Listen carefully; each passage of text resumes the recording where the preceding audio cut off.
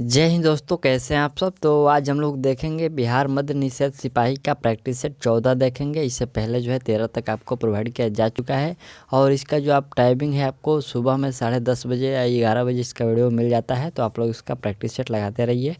और इसमें टोटल जो हम लोग का 30 सेट है, तो यहाँ पर हम लोगों ने 14 तक कंप्लीट कर लिया। और अगला जो कल हम लोग का 15 प्रैक्टिस सेट आएगा, तो उसमें मैं आपको प्रीवियस ईयर का जो है प्रश्न कंप्लीट करा दूंगा। उसमें आपको जो है 19 अक्टूबर 2014 का हम प्रीवियस पत्र जो बिहार उत्पाद का है उसको देखेंगे, क्योंकि हम लोग किसी भी एग्ज़ाम की तैयारी करने से पहले हम लोग को प्रीवियस ईयर एक बार देखना ज़रूरी होता है। तो हम लोग कल जो है आपका प्रीवियस ईयर का प्रश्न पत्र मिल जाएगा और उससे हम लोग प्रैक्टिस सेट कर लेंगे। हम लोग बहुत उसको अच्छे तरीके से करेंगे। चलिए आज हम लोग इसको देखते हैं। 14 जो हम लोग का प्रैक्टिस सेट है, यहाँ से जो पहला प्रश्न देखा जाए, प्रश्न पहले कह रहा है कि इसमें कि अयज्ञ जी की किस रचना पर उन्हें जो है ज्ञानपीठ पुरस्कार प्राप्त हुआ था। तो देखिए, जो यज्ञ जी को ज्ञानपीठ पुरस्कार मिला था, कितनी नावों में कितनी बार, यहाँ पर कितनी नावों में कितनी बार, इन्हीं के जो रचना है उसके लिए आपको उनको ज्ञानपीठ पुरस्कार मिला गया। हालांकि इसमें देखिए जो प्रश्न है कहीं ना कहीं से आपको ये रिपीट भी हो रहा है। हम लोगों ने जो ये ऐसा प्रश्न जो है सेट 1 से 14 तक 13 तक जो है इसकी ऐसा पढ़ लिया है। तो कोई बात नहीं, चलिए आप लोग सेट लगाते रहिए और अपना जो है रिपीट और रिवाइज करते रहिए। प्रश्न है कि झीलों का नगर वियतनाम में किस शहर को कहा जाता है। यहाँ पर झीलों की नगर वियतनाम में किस शहर को कहते हैं, तो कहते हैं यहाँ पर देखिए हुनाई को जो है झीलों का नगर कहते हैं। अगला प्रश्न है कि स्वतंत्रता के बाद शिव पूजन सहाय किस परिषद के संचालक बने। तो वह संचालक बने थे बिहार राष्ट्रीय सभा परिषद के संचालक बने थे। राइट आंसर भी कर लीजिएगा।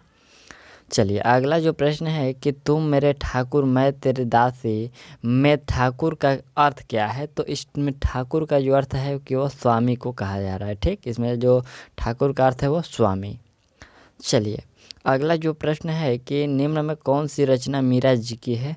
तो मीरा जी की रचना इनमें से उपयुक्त में से सभी है, यानी कि गीत गोविंद का जो टीका, नरसिंह जी का मायरा और फिर यहाँ पर राग सोरठा के पद, ये सभी जो है मीरा जी की कथा है। ठीक, चलिए अगला जो प्रश्न हम लोग का है कि नरेश सक्सेना का जन्म हुआ था। तो नरेश सक्सेना का जो जन्म हुआ था वो ग्वालियर में हुआ था। ठीक, चलिए अगला जो प्रश्न है कि गगन गिल की कृति यह अक्षांश समय नहीं कब प्रकाशित हुई थी। यह जो है कि गगन गिल की कृति, इनका नाम है यह अक्षांश समय नहीं, कब प्रकाशित हुआ था। तो यह आपको 1997 में प्रकाशित हुआ था। राइट आंसर आप लोग ए कर लीजिएगा। और चलिए हम लोग अगला प्रश्न को देखते हैं।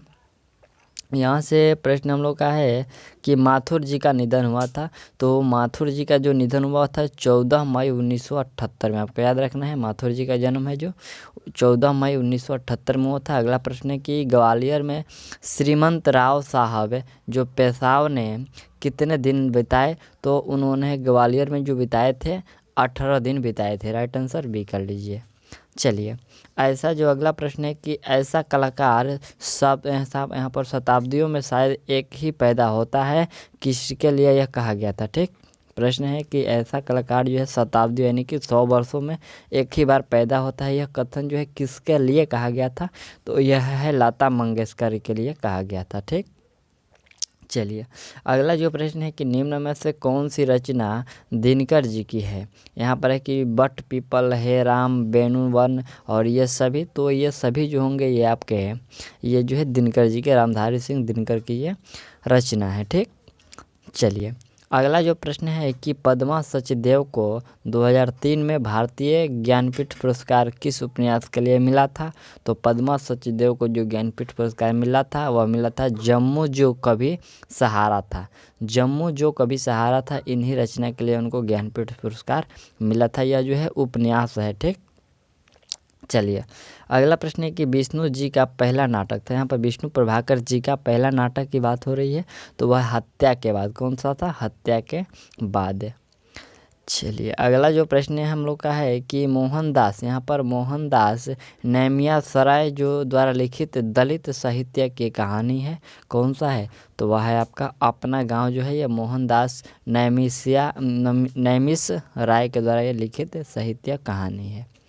चलिए अगला जो प्रश्न हम लोग का 15 नंबर प्रश्न है यह प्रश्न कह रहा है आपसे कि सत्य हरिश्चंद्र भारतेंदु, यहाँ पर सत्य हरिश्चंद्र भारतेंदु जी की कौन सी विद्या की रचना है। तो ये देखिए ये कौन सी विद्या की रचना है, तो ये आपको नाटक है। ठीक, सत्य हरिश्चंद्र भारतेंदु जी की कौन सी विद्या की रचना है, तो नाटक है। चलिए अगला जो प्रश्न यहाँ से हम लोग का अंग्रेजी का है 16 से 30 नंबर तक, तो हम लोग इसको छोड़ दे रहे हैं। और आपका जो मैथ का प्रश्न है, जैसे हम लोग प्रत्येक सेट में करते हैं वैसे ही करेंगे। यहाँ पर जो हम लोग का 31 से हम लोग आपको जो है टिक लगा दे रहे हैं। ठीक, आप लोग इस मैथ को बनाइएगा, यदि फंसे तो आप लोग कमेंट करिएगा। चलिए आप लोग बनाइएगा अवश्य। यहाँ से जो हम लोग का 31 है, तो 31 का जो हम लोग का राइट आंसर होगा वह 26,666 पैसा राइट आंसर भी होगा। चलिए 32 नंबर का राइट आंसर क्या होगा, 32 का राइट आंसर यहाँ पर आपका 107/30 होगा। चलिए 33 नंबर प्रश्न है, एक बार प्रश्न आप लोग देख लीजिए। और 33 का जो राइट आंसर होगा 600/23 होगा। चलिए अगला जो प्रश्न हम लोग का 34 नंबर है, 34 नंबर का जो हम लोग का राइट आंसर होगा वह है, यहाँ से आपका कोई परिवर्तन नहीं होगा, राइट आंसर सी कर लीजिएगा। ठीक, चलिए अगला जो हम लोग का 33 हम लोग देख लिया ना जी, हाँ 33, उसके बाद 34। ठीक, चलिए 35 देखते हैं। 35 का जो राइट आंसर होगा आपका 200 होगा। और फिर यहाँ से 36 है, तो 36 का राइट आंसर आपको 1015 हो जाएगा। और फिर यहाँ से हम लोग का 37 है, तो 37 का राइट आंसर आपको 3 हो जाएगा। ठीक, प्रश्न के 50 से 150 के बीच कितनी संख्या है जो 5 तथा 7 दोनों से विभाजित होगी, तो 3। ठीक, चलिए अगला जो प्रश्न यहाँ से हम लोग का देखा जाए प्रश्न 38 नंबर, तो इसका राइट आंसर क्या होगा, 38 का राइट आंसर आपको 2 या 6 हो जाएगा। और फिर यहाँ से 39 है, तो 39 का राइट आंसर 4 होगा। और 40 का राइट आंसर आपको 37 होगा। ठीक, चलिए 41 है, तो 41 का राइट आंसर यहाँ से हम लोग का 60 दिन हो जाएगा। यहाँ पर ए अकेला उस कार्य को कितने दिन में पूरा करेगा, तो 60 दिन। और फिर यहाँ से 62 नंबर जो प्रश्न है हम लोग का, उसका 42 नंबर है, तो इसका 62.5 होगा प्रतिशत में। और 43 है, तो 43 का राइट आंसर आपको 46% हो जाएगा। और 44 है, 44 का राइट आंसर क्या होगा, यहाँ पर 42.5% होगा। कह रहा है कि 20% की छूट देने के पश्चात 20% लाभ होता है, यदि 5% की छूट दिया है तो यहाँ पर लाभ का प्रतिशत होगा, तो 42.5% लाभ होगा। चलिए अगला जो प्रश्न यहाँ से हम लोग का है 45 नंबर, जो कि मैथ का अंतिम प्रश्न है। कह रहा है कि 8 मीटर लंबे, 5 मीटर चौड़े, 6 मीटर ऊंचे कमरे में रखी जाने वाली सबसे लंबी छड़ की लंबाई क्या होगी, यानी कि कमरे का आपको विकर्ण ज्ञात करना है। और यहाँ से हम लोग का इसका जो राइट आंसर होगा वो आपका √5 होगा। ठीक, 5√5। चलिए अगला जो प्रश्न यहाँ से हम लोग का जो सामाजिक बल्कि जीके का प्रश्न है, बल्कि तो प्रश्न है कि किसी क्षेत्र का उद्देश्य केवल लाभ अर्जित करना नहीं होता है। किसी क्षेत्र का जो है, किस क्षेत्र का जो उद्देश्य केवल लाभ अर्जित करना नहीं होता है, तो देखिए जो सार्वजनिक क्षेत्र का उद्देश्य होता है केवल आपको लाभ अर्जित करना नहीं होता। ठीक, चलिए अगला जो प्रश्न है कि भारत में सर्वप्रथम राष्ट्रीय आय की गणना किसके द्वारा की गई थी।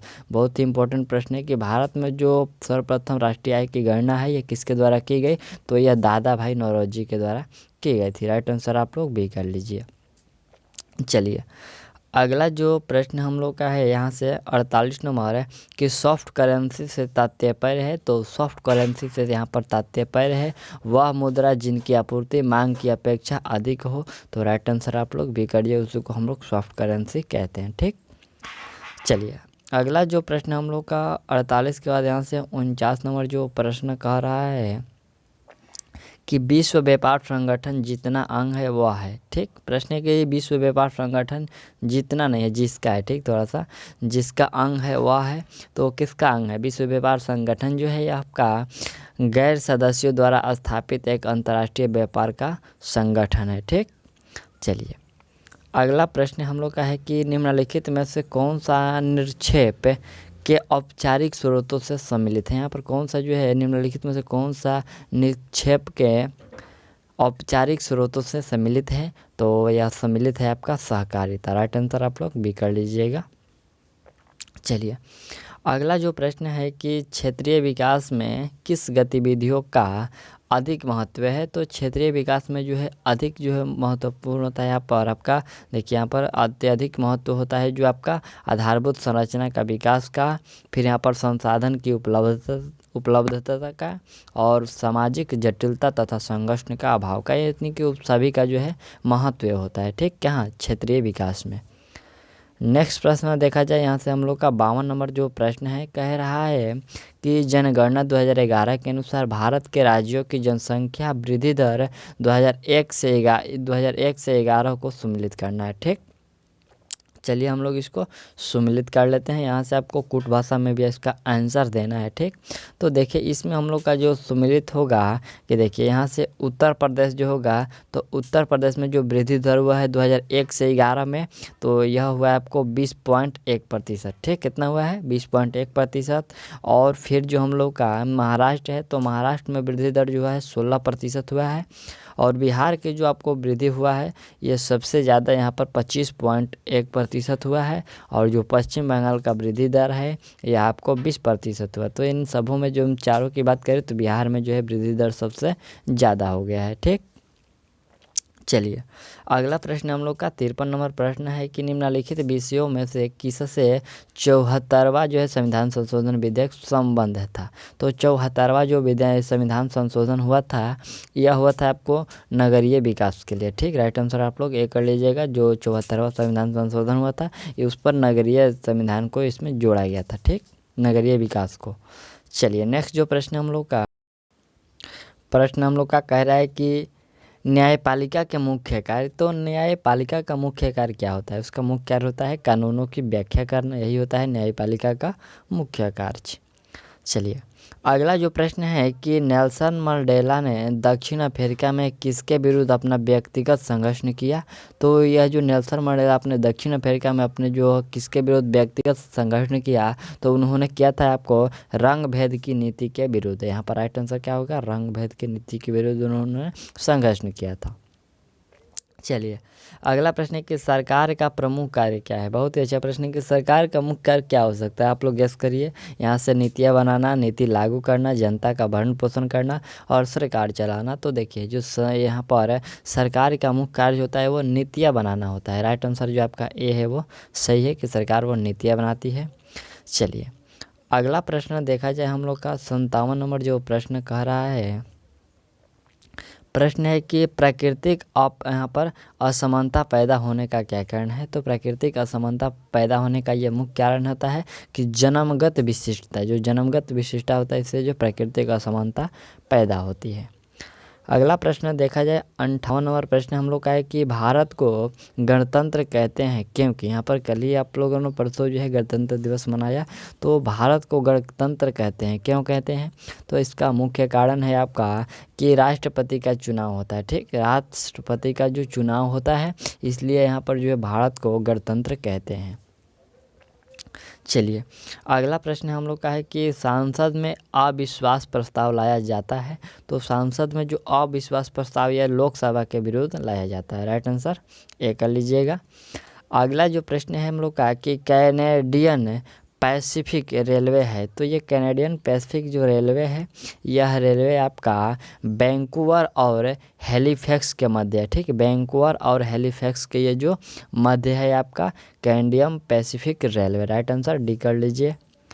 चलिए अगला प्रश्न है हम लोग का कि टपका किस फसल का अंतिम चरण होता है। यहाँ पर टपका किस फसल का अंतिम चरण होता है। तो यह आम का जो होता है अंतिम चरण होता है। राइट आंसर ए होगा। चलिए अगला प्रश्न है कि ड्रॉकिसबर्ग पर्वत किस देश में स्थित है। तो ड्रॉकिसबर्ग जो पर्वत है बिल्कुल यह आपको स्थित है दक्षिण अफ्रीका में। राइट आंसर सी कर लीजिएगा। अगला प्रश्न है कि धुंध जो नमी के बड़े कणों से बनी है कहलाती है। यहाँ पर धुंध जो नमी के बड़े कणों से बनी है वो क्या कहलाती है। तो बिल्कुल वह कहलाती है आपका कोहरा। ठीक, कोहरा जो ठंडे के मौसम में होता है उसको धुंध के नाम से भी जानते हैं। चलिए अगला प्रश्न है कि पृथ्वी का कठोर बाहरी हिस्सा जिसमें क्रस्ट और बाह्यतम मेटल शामिल है उसे क्या कहते हैं। ठीक, प्रश्न है कि पृथ्वी का कठोर बाहरी हिस्सा जिसमें क्रस्ट और बाह्यतम मेटल शामिल है उसे क्या कहते हैं। तो उससे कहते हैं आपको स्थल मंडल। राइट आंसर आप लोग बी कर लीजिएगा। चलिए अगला जो प्रश्न है कि महाद्वीपीय विस्थापन सिद्धांत के प्रतिपादक थे। तो महाद्वीपीय विस्थापन सिद्धांत के जो प्रतिपादक थे वो आल्फ्रेड वेगनर ठीक, आल्फ्रेड वेगनर जो थे महाद्वीपीय विस्थापन सिद्धांत के प्रतिपादक थे। चलिए अगला जो प्रश्न है कि पारिस्थितिकी तंत्र में तत्वों का चक्रण को क्या कहते हैं। तो पारिस्थितिकी तंत्र में जो तत्वों का चक्रण होता है उसको कहते हैं जैव भू रासायनिक चक्र। क्या कहते हैं? जैव भू रासायनिक चक्र कहते हैं।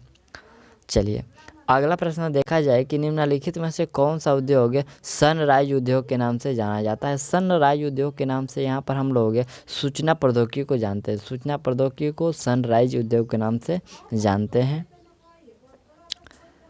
अगला प्रश्न देखा जाए कि निम्नलिखित में से कौन सा स्थल जो है प्रागैतिहासिक काल से संबंधित नहीं है। प्रागैतिहासिक काल से इसमें से कौन सा समय काल जो है संबंधित नहीं है। तो देखा जाए, देखिए जहाँ पर पाटलिपुत्र जो है ये प्रागैतिहासिक काल से संबंधित नहीं है। बाकी सब जो है भीमबेटका की गुफाएं प्रागैतिहासिक है, बेलन घाटी और यहाँ पर जो है कश्मीर, यहाँ पर बर्नहोम है। तो ये यहाँ पर सभी जो है आपको प्रागैतिहासिक काल से संबंधित है, लेकिन ये जो है आपका नहीं है। ठीक, चलिए नेक्स्ट प्रश्न हम लोग का 69 नंबर जो प्रश्न है, यहाँ से प्रश्न है कि निम्न में कौन सा संप्रदाय शैव धर्म का सबसे प्राचीनतम संप्रदाय है। तो शैव धर्म का सबसे प्राचीनतम जो संप्रदाय है वो आपको पशुपत संप्रदाय है। ठीक, राइट आंसर ए होगा। अगला प्रश्न है कि अमेरिकी स्वतंत्रता संग्राम का प्रमुख नारा क्या था। तो अमेरिकी स्वतंत्रता संग्राम का प्रमुख नारा था यहाँ से जो प्रतिनिधित्व नहीं तो कर नहीं। यह जो अमेरिकी स्वतंत्रता संग्राम का प्रमुख नारा था। ठीक, चलिए अगला प्रश्न है हम लोग का कि द्वितीय विश्व युद्ध के दौरान जापान ने अमेरिका के हवाई द्वीप पे स्थित यहाँ पर पर्ल हार्बर पर कब हमला किया। ठीक, प्रश्न है कि द्वितीय विश्व युद्ध के जो दौरान है जापान ने अमेरिका के हवाई द्वीप स्थित पर्ल हार्बर पर जो है कब हमला किया। तो उन्होंने हमला किया था 7 दिसंबर 1941 को। आपको 1941 याद ही रखना है, 7 दिसंबर 1941 यहाँ से। ठीक, चलिए अगला प्रश्न हम लोग का है कि निम्न में से किसे शीत युद्ध का जनक कहा जाता है। शीत युद्ध का जनक कहते हैं हम लोग जोसेफ स्टालिन को शीत युद्ध के जनक कहते हैं। और अगला प्रश्न हम लोग का है कि पुनर्जागरण के दौरान धर्म सुधार आंदोलन का प्रवर्तक कौन था। तो पुनर्जागरण के दौरान जो धर्म सुधार आंदोलन का प्रवर्तक था वह प्रवर्तक आपका मार्टिन लूथर था। चलिए अगला प्रश्न है कि भारतीय स्वतंत्रता अधिनियम में कितनी धाराएं हैं। तो भारतीय स्वतंत्रता अधिनियम में यहाँ से आपको 20 धाराएं हैं। ठीक, चलिए अगला प्रश्न है कि पंचवर्षीय योजना के दौरान योजना अवकाश की अवधि क्या थी। योजना अवकाश की अवधि क्या थी। तो वह अवधि आपको 1966 से 1969 थे। ठीक, चलिए अगला जो प्रश्न है कि अनुनादित वायु स्तंभ में तरंगे उत्पन्न होती है।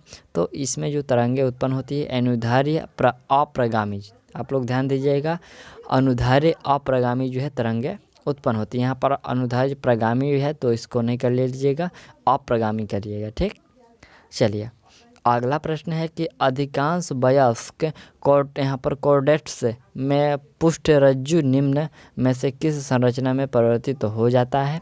तो यह परिवर्तित हो जाता है आपको कोसुरुकु दंड में। राइट आंसर ए कर लीजिएगा। अगला प्रश्न है कि United National Development Programme UNDP द्वारा प्रतिष्ठित SDG social humanitarian action award से किसे सम्मानित किया गया है। ये आपका करंट अफेयर का प्रश्न है। कह रहे कि अक्षय कुमार, आयुष्मान खुराना, सोनू सूद और अमिताभ बच्चन। तो इसमें हम लोग का राइट आंसर क्या होगा। सोनू सूद का जो हाल ही में आप लोगों ने परिचय चर्चे में रहे थे उन्हीं को ये जो है दिया गया था। ठीक, किसको। तो यहाँ पर स्पेशल ह्यूमैनिटेरियन अवार्ड जो है एक्शन अवार्ड से उनको सम्मानित किया गया था, सोनू सूद को। चलिए और अगला जो प्रश्न हम लोग का 79 नंबर प्रश्न है, कह रहे कि निम्नलिखित में से कौन सा अणु जो है हाइड्रोजन बंध प्रदर्शित नहीं करता है। तो हाइड्रोजन अणु बंध प्रदर्शित नहीं करता है आपका H2S जो होता है, ये हाइड्रोजन अणु बंध प्रदर्शित नहीं करता है। अगला प्रश्न है कि दूर दृष्टि से पीड़ित व्यक्ति की निकट बिंदु स्थिर होती है।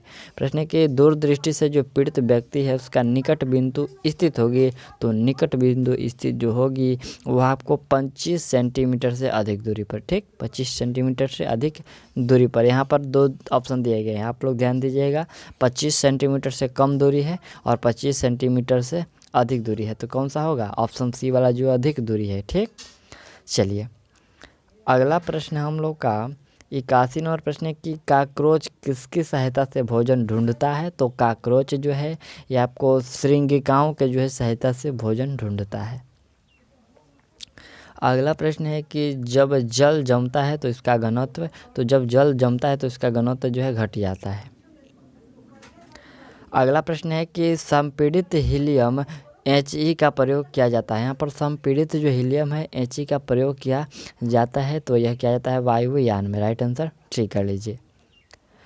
अगला प्रश्न है कि जैव विविधता शब्द का सर्वप्रथम प्रयोग किया था, तो जैव विविधता का सर्वप्रथम प्रयोग यहाँ पर रोजन के द्वारा किया गया था। राइट आंसर आप लोग एक कर लीजिएगा। सबसे पहले जो है जैव विविधता का प्रयोग रोजन के द्वारा किया गया था। और अगला 85 नंबर जो प्रश्न है कि वायु में कार्बन मोनोऑक्साइड मुख्यतः किसके द्वारा उत्सर्जित की जाती है? तो देखिए जो वायु में कार्बन मोनोऑक्साइड यानी कि CO जो है उत्सर्जित की जाती है, यह उत्सर्जित आपको की जाती है यह सभी के द्वारा, जैसे कि वाहनों के धुएं से, कोयले के अपूर्ण दहन से यानी कि आधे दहन से, और ईंधन लकड़ी के अपूर्ण दहन से, तो ये सभी के द्वारा जो कार्बन मोनोऑक्साइड उत्पन्न होता है, उत्सर्जित होता है। चलिए अगला प्रश्न है कि ध्वनि डॉट डॉट में सबसे तेज यात्रा करती है, तो जो ध्वनि है सबसे तेज यात्रा आपको इस्पात में करती है। अगला प्रश्न है कि धुआं कोहरा जो स्मॉग का निर्माण होता है, तो ये जो धुआं और जो कोहरे का निर्माण होता है यह आपको धुएं प्लस द्रव्य से होता है। यहाँ पर ऑप्शन जो आपका सी है आपका राइट आंसर हो जाएगा। चलिए और अगला जो प्रश्न हम लोग का है कि श्रृंखला विखंडन नाभिकीय अभिक्रिया में प्रयुक्त मंदक नहीं है। प्रयुक्त मंदक इसमें कौन सा नहीं है? जो शुद्ध जल है वो प्रयुक्त मंदक नहीं है। राइट आंसर आप लोग सी कर लीजिए। प्रश्न हम लोग का 89 नंबर है कि जल का जो आयनिक गुणनफल होता है, तो जल का आयनिक गुणनफल आपको 1.02 गुना 10 के पावर -14 होता है। राइट आंसर आप लोग बी कर लीजिए। और चलिए अगला प्रश्न हम लोग का 90 नंबर प्रश्न है कि निम्नलिखित में से कौन सा एक अपरिवर्तनीय रूप से हीमोग्लोबिन के साथ बंध जाता है? तो अपरिवर्तनीय रूप से जो है हीमोग्लोबिन के साथ बन जाता है वो आपका कार्बन मोनोऑक्साइड है, ठीक। चलिए अगला प्रश्न यहाँ से हम लोग का 91 एक प्रश्न है, कह रहा है कि उत्प्रेरक को सूक्ष्म चूर्ण में विभाजित करने पर बढ़ेगा या बढ़ेगी? तो उसको सूक्ष्म चूर्ण में विभाजित करने पर ये आपको क्या होगा? पृष्ठ क्षेत्रफल, मुख्य यहाँ पर मुक्त संयोजकता और सक्रिय केंद्रीय सभी जो होंगे क्या होंगे? ये सभी जो होंगे। तो राइट आंसर आप लोग डी कर लीजिएगा। और अगला प्रश्न है कि मानव का रुधिर बैंक कहलाता है, तो मानव का रुधिर बैंक प्लीहा को कहते हैं, ठीक, ब्लड बैंक प्लीहा को। चलिए अगला प्रश्न है कि जफराबादी किसकी नस्ल है? तो ये जफराबादी पूछा गया है, भेड़, बकरी, गाय या फिर भैंस? तो जो जफराबादी है यह आपका भैंस का एक नस्ल है। राइट आंसर आप लोग सी कर लीजिए। चलिए अगला प्रश्न है कि ब्लो बेबी सिंड्रोम निम्न में से किसके कारण होता है? तो ब्लो बेबी सिंड्रोम जो होता है यह आपका जल प्रदूषण के कारण होता है। अगला प्रश्न है कि इनमें से कौन सा कृत्रिम मधुरक नहीं है? कृत्रिम मधुरक इनमें से कौन सा नहीं है? तो देखिए जो सुक्रोज है ये कृत्रिम मधुरक नहीं है। अगला प्रश्न है कि प्याज स्कंद की विशेष गंध किस कारण होती है? तो प्याज स्कंद की जो विशेष गंध है वह आपको सल्फर यौगिक के कारण होती है। अगला प्रश्न यहाँ से हम लोग का है कि वायु में जल वाष्प का मिश्रण किस प्रकार का विलयन है? तो यह विलयन जो आपका गैस विलयन है। राइट आंसर सी होगा। चलिए अगला प्रश्न है कि निम्नलिखित में से अंतःस्रावी ग्रंथि है। अंतःस्रावी ग्रंथि कौन सी है? जो पीयूष ग्रंथि है या आपको अंतःस्रावी ग्रंथि है। अगला प्रश्न 99 नंबर हम लोग का है कि मृत जैव अवशेषों तथा अपशिष्ट पदार्थों का अपमार्जन करने वाले सूक्ष्म जीवों को क्या कहते हैं? तो इस सूक्ष्म जीवों को अपमार्जक कहते हैं। राइट आंसर सी होगा, अपमार्जक। चलिए अंतिम जो प्रश्न हम लोग का 100 नंबर प्रश्न है, कह रहा है कि एक बल उस वस्तु पर कार्य करता है जो चलने के लिए स्वतंत्र है। यदि हमें बल की मात्रा तथा वस्तु का द्रव्यमान ज्ञात हो तो न्यूटन के गति का दूसरे नियम में हमें बल की डॉट डॉट डॉट को निर्धारित करते हैं। तो न्यूटन के दूसरे नियम में जो हम लोग ज्ञात करते हैं वो आपको त्वरण को ज्ञात करते हैं, निर्धारित करते हैं। तो राइट आंसर आप लोग सी कर लीजिएगा। और ये जो हम लोगों ने यहाँ पर 100 प्रश्नों को कंप्लीट कर लिया और ये जो हम लोग का प्रैक्टिस सेट था वह 14 है और अगला जो आपका प्रैक्टिस सेट 15 है वह जल्दी प्रोवाइड की जा सकती है। तो मिलते हैं अगले वीडियो में, तब तक ले थैंक्स, ऑल दी बेस्ट।